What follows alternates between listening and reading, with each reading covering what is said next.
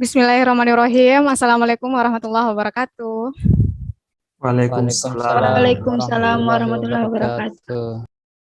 Kembali lagi bersama kami dalam sesi podcast yang kedua. Namun pembahasan pada sesi ini cukup berbeda dari sebelumnya.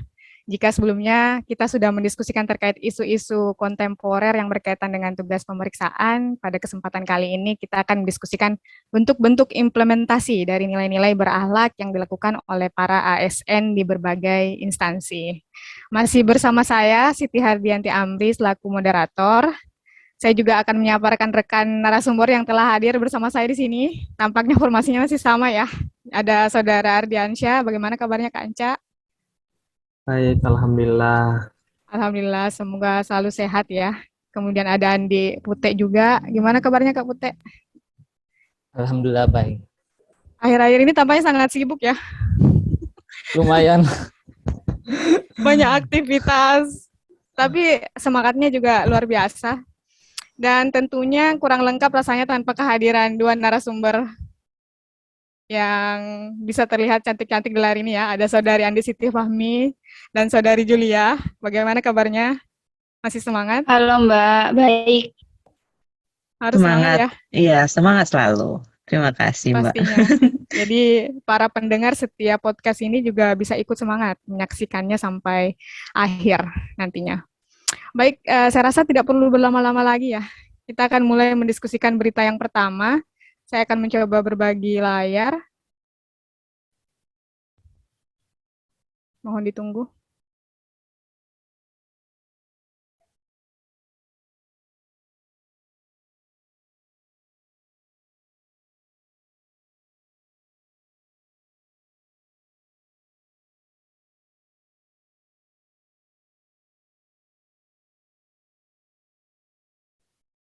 Baik, kita bisa sama-sama melihat ya dari headline berita ini.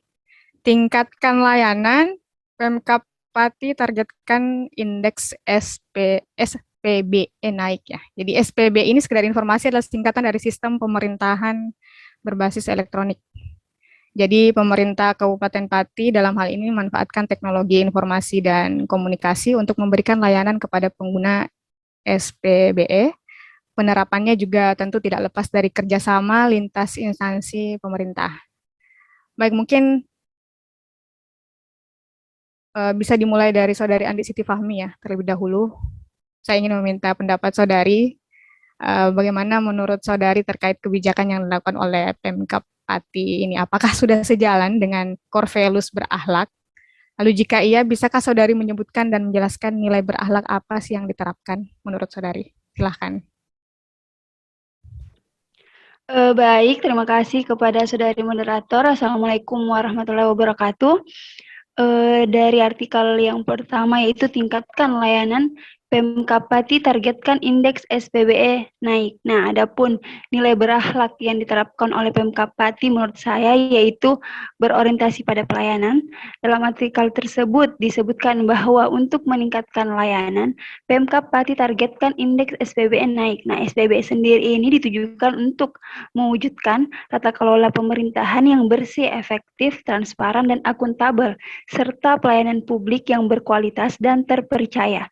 Nah, SPBE sendiri ini memberikan peluang untuk mendorong dan mewujudkan penyelenggaraan pemerintahan yang terbuka, partisipatif, inovatif, akuntabel, dan meningkatkan kolaborasi antar instansi pemerintah dalam melaksanakan urusan dan tugas pemerintahan untuk mencapai tujuan bersama. Nah, di sini dapat kita lihat bahwa secara tidak langsung Pemkab Pati berusaha untuk memahami dan memenuhi kebutuhan masyarakat dengan melakukan perbaikan tiada henti. Nah, tidak hanya itu, Pemkab Pati berusaha untuk berkomitmen dalam melakukan pelayanan prima kepada masyarakat. Harapannya dengan peningkatan layanan yang dilakukan Pemkab Pati ini mampu memberikan kepercayaan kepada masyarakat. Dengan indeks SPBE yang baik, tentunya akan berdampak pada kualitas layanan publik yang semakin baik.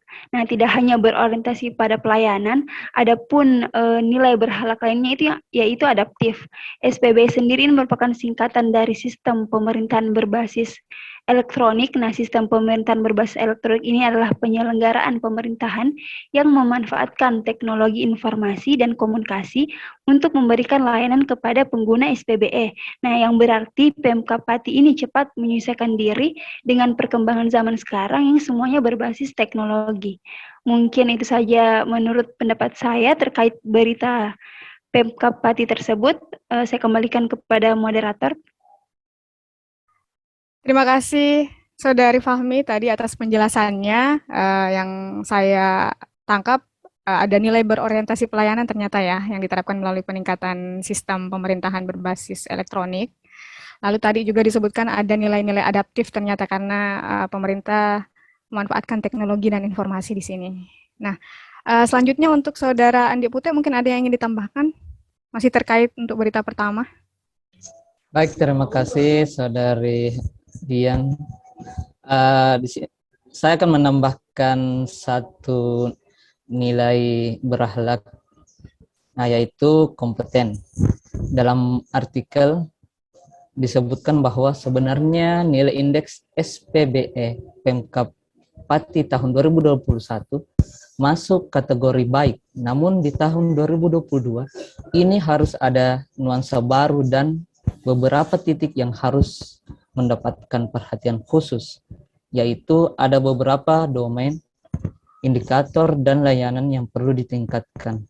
Dari paparan di atas dapat ditarik kesimpulan bahwa Pemkab Pati berusaha untuk melaksanakan tugas dengan kualitas terbaik serta terus melakukan peningkatan diri. Hal tersebut merupakan bagian dari sikap kompeten. Peningkatan kompetensi ASN diperlukan untuk tumbuhnya perilaku dan kompetensi ASN yang adaptif. Dari artikel tersebut terlihat bahwa Pemkab Pati terus berusaha untuk belajar dan mengembangkan kapabilitasnya. Mungkin itu tambahan dari saya. Saya kembalikan ke moderator Saudari Dia. Baik, terima kasih Saudara Andi Putih. Masukannya tadi ada nilai ternyata yang luput dari perhatian kita bersama yaitu kompeten ya. Dan di sini bisa dilihat dari upaya Pemkab Pati untuk berusaha melaksanakan tugas secara maksimal dan juga ada peningkatan kompetensi yang dilakukan secara terus-menerus. Jadi ada keinginan untuk terus belajar dari pemerintah. Oke, mungkin kita bisa beralih ke berita yang kedua. Saya mencoba berbagi layar lagi.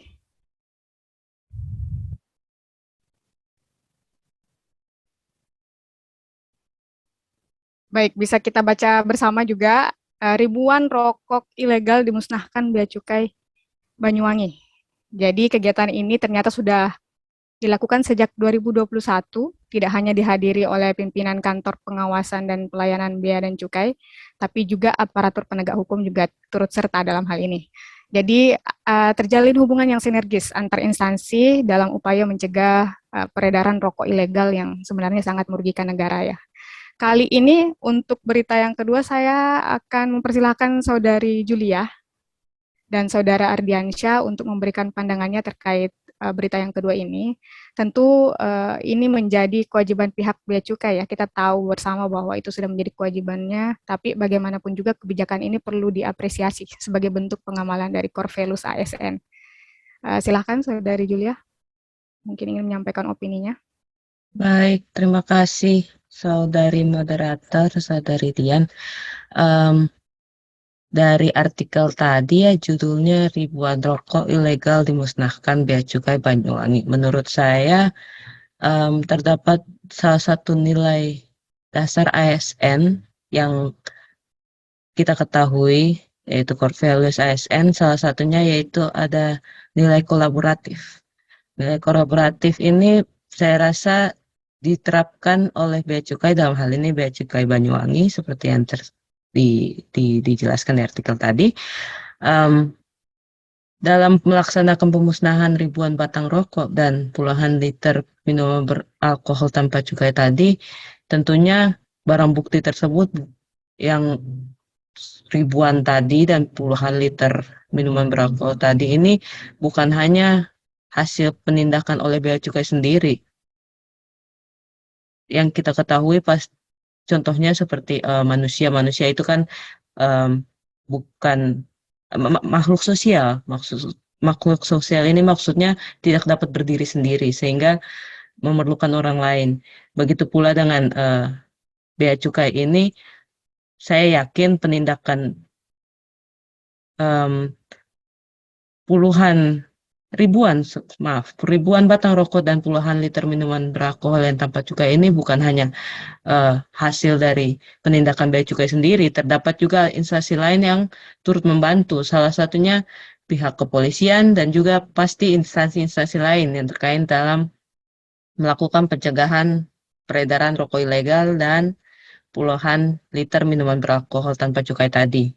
Maka dari itu sinergi yang dilakukan pihak bea cukai ini yang juga sinergi bea cukai dan aparat penegak hukum serta instansi-instansi lain itu merupakan contoh dari nilai kolaboratif yang dapat kita terapkan dalam kehidupan kita.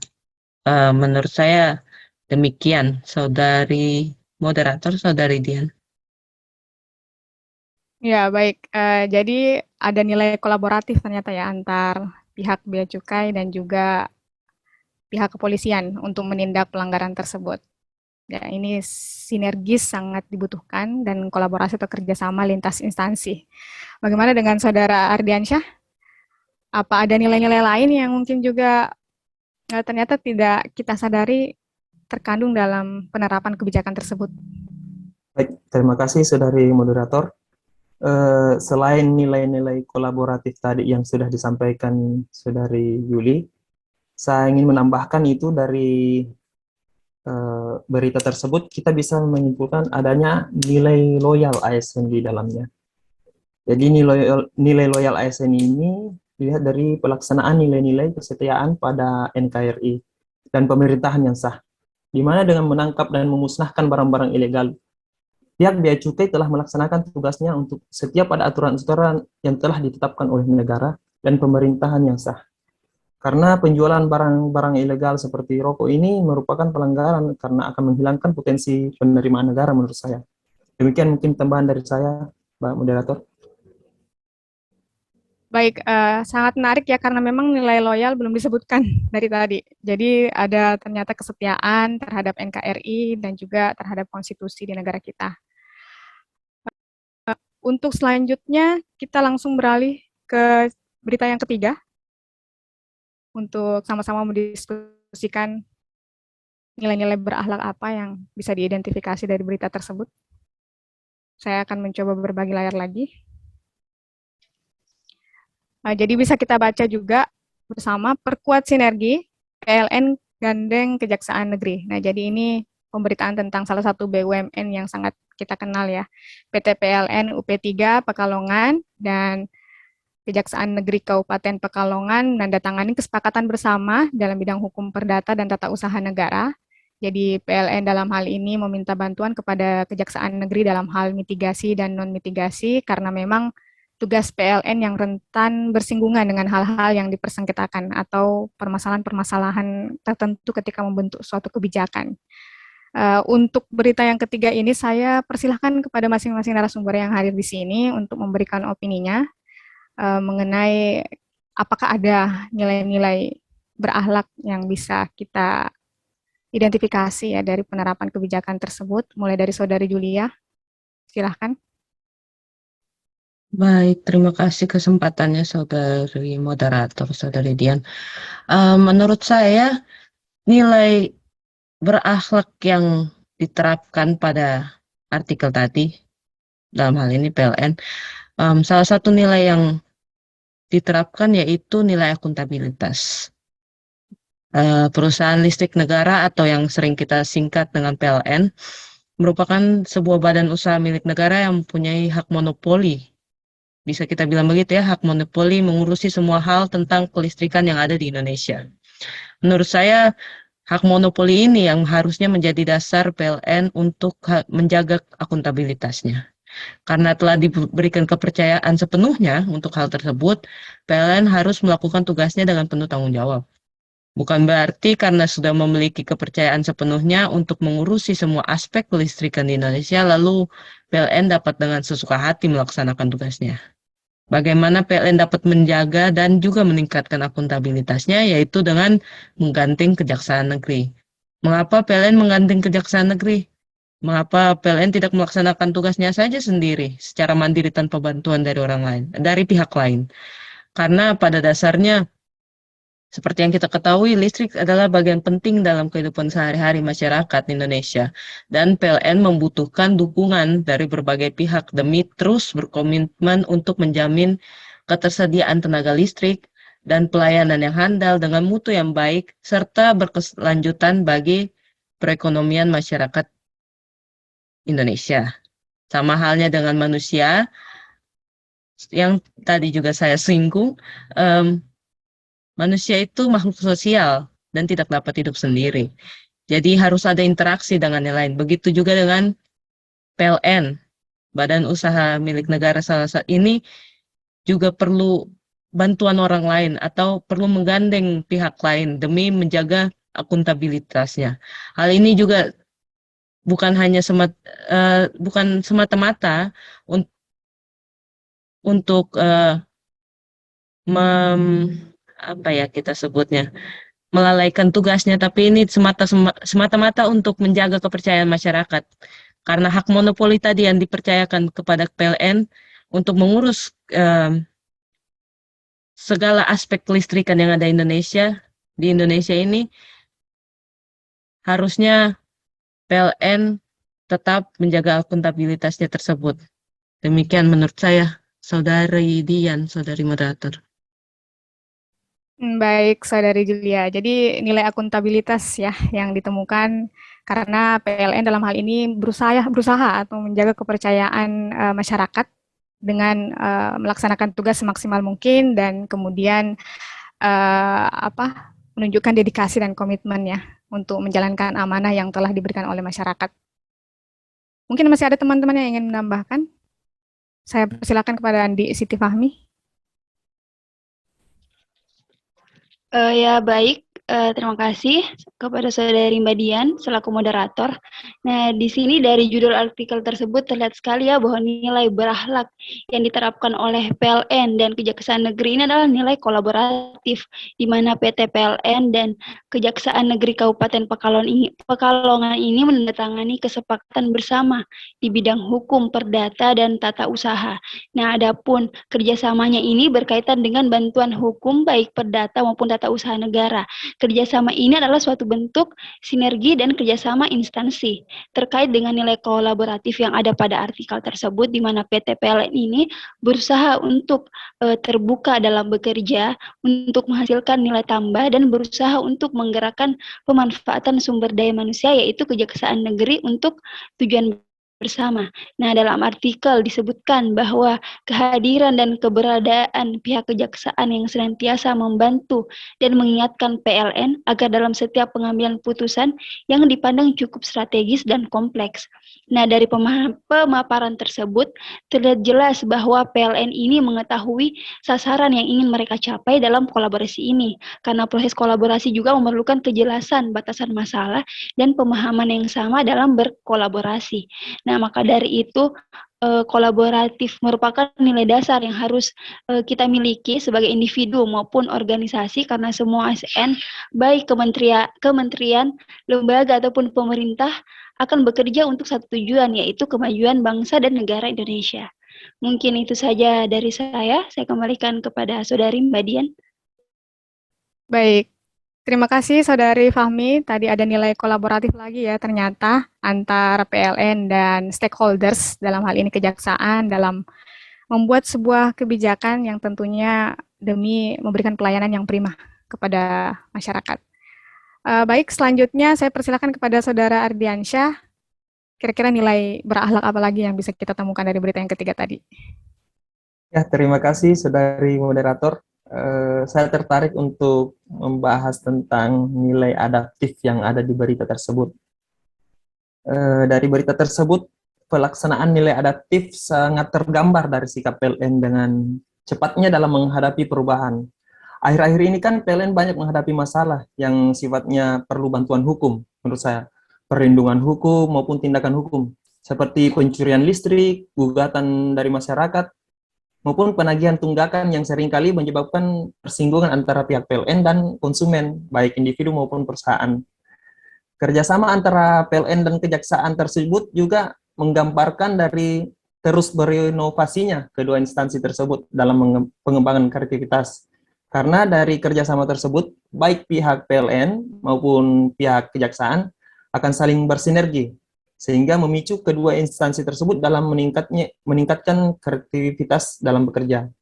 Terus aspek ketiga dari sikap adaptif yang juga tergambar dari berita tersebut itu sikap proaktif PLN dalam bersinergi dengan pihak yang lebih kompeten untuk menyelesaikan masalah-masalah hukum yang kerap mereka hadapi dengan menggandeng kejaksaan. Demikian opini dari saya, Saudari Moderator. Terima kasih, Saudara Ardiansyah. Ternyata ada nilai adaptif di sini ya, kemampuan untuk menyesuaikan diri terhadap perubahan dari sikap PLN yang sangat tanggap tadi menghadapi perubahan, apalagi yang terkait dengan persoalan hukum yang memang sangat kompleks dan butuh bantuan dari stakeholders. Baik, untuk selanjutnya, Saudara Andi Pute, saya persilakan untuk memberikan tambahan. Mungkin ada nilai-nilai lagi yang bisa diidentifikasi. Terima Silakan. kasih, Saudari Dian. Saya mengambil kutipan dari artikel tersebut yang berbunyi, kerjasama ini akan mengoptimalkan peran PLN dalam memberikan layanan kepada masyarakat dan memberikan nilai tambah kepada masyarakat. Di sini sangat jelas bahwa kerjasama ini bertujuan untuk meningkatkan pelayanan PLN. Ini adalah salah satu nilai dasar ASN berakhlak, yaitu nilai berorientasi pelayanan. Aspek berorientasi pelayanan yaitu memahami dan memenuhi kebutuhan masyarakat, ramah, cekatan, solutif, dan dapat diandalkan, serta melakukan perbaikan tiada henti. Kembali mengutip kata dari artikel tersebut, PLN terus berkomitmen untuk menjamin ketersediaan tenaga listrik dan pelayanan yang handal dengan mutu yang baik. Di sini PLN sangat berorientasi pelayanan, di mana memahami dan memenuhi kebutuhan masyarakat atas pentingnya listrik bagi masyarakat. Listrik telah menjadi bagian dari kehidupan sehari-hari bagi masyarakat Indonesia. Lampu untuk menerangi di malam hari, gadget yang tidak pernah lepas dari tangan manusia, di mana gadget membutuhkan listrik untuk mengisi daya baterai, dan lain sebagainya. PLN melakukan kerjasama dengan kejaksaan negeri karena berkaitan dengan hal-hal di persengketaan. Hal tersebut akan mengganggu distribusi listrik dan pelayanan PLN jika bermasalah dengan persengketaan, di mana PLN mungkin akan melewati tanah milik masyarakat dalam penyaluran distribusi listrik. Di sini masuk aspek berorientasi pelayanan, yaitu ramah, cekatan, solutif, dan dapat diandalkan, serta melakukan perbaikan tiada henti. Mungkin itu dari saya kembalikan kepada moderator, Saudari Dian. Wah, luar biasa, Saudara Andi Ute. Jadi sebenarnya muaranya adalah berorientasi pelayanannya. Nilai-nilai akuntabilitas tadi, kolaboratif, adaptif, ternyata kalau dirangkum adalah berorientasi pelayanan menjadi inti. Jadi PLN di sini dalam sebagai BUMN ya, sebagai sebuah instansi yang memang selalu berupaya terus-menerus belajar, kemudian meningkatkan kinerja dalam hal pemenuhan kebutuhan masyarakat dengan proses pelayanan yang prima, sikap yang ramah, cekatan, dan solutif terhadap tantangan yang ada ya di tengah masyarakat. Baik, sangat luar biasa pendapat dari para narasumber. Tadi ada banyak nilai-nilai yang bisa diidentifikasi ternyata dari 3 berita tadi ya. Setelah dibaca dan kemudian dianalisa secara mendalam ketiga berita tersebut, ternyata optimisme dan harapan masih ada di tengah citra birokrasi yang cenderung dinilai buruk sejauh ini, ternyata sebagian besar instansi pemerintah dan juga BUMN telah menerapkan nilai-nilai berakhlak dalam pelaksanaan tugasnya. Jadi semoga ini bisa menjadi sarana kontemplatif bagi saya sendiri dan juga rekan-rekan sekalian selaku narasumber untuk terus berkomitmen menerapkan nilai-nilai berakhlak ketika menjalankan tugas, baik sekarang maupun nantinya. Terima kasih kepada para narasumber yang telah memberikan opini yang sangat konstruktif. Semoga di lain waktu kita masih dapat bertemu untuk membahas topik-topik diskusi lainnya yang tidak kalah menariknya dengan hari ini. Sampai jumpa di sesi podcast selanjutnya. Assalamualaikum warahmatullahi wabarakatuh. Waalaikumsalam. Waalaikumsalam Terima warahmatullahi kasih. Terima kasih semuanya. Terima Terima kasih kasih. teman-teman.